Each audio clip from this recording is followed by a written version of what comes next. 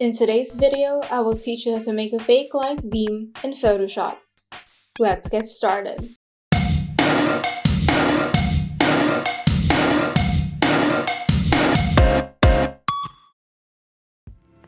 First, open the image that you would like to edit in Photoshop.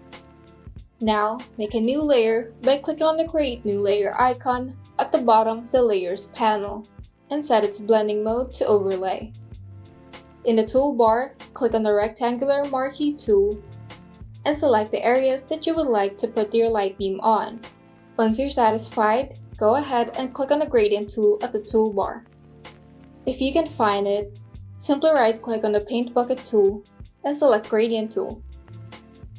Now, click on the gradient mask and change the color of the gradient.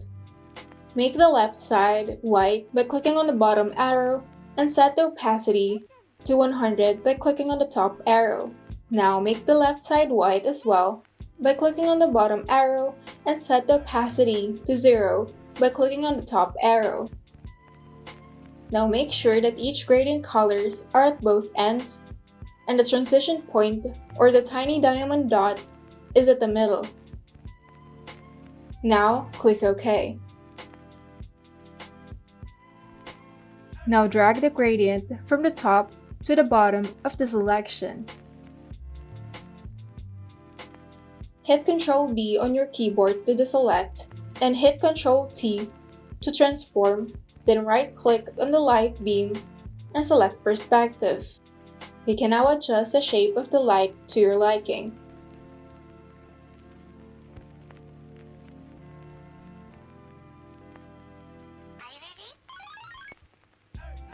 Once you're satisfied, you can now go ahead and click on the Filters tab on the menu bar and select Blur, then Gaussian Blur. Now, adjust the blurriness of the light beam to your preference by adjusting the Gaussian Blur slider.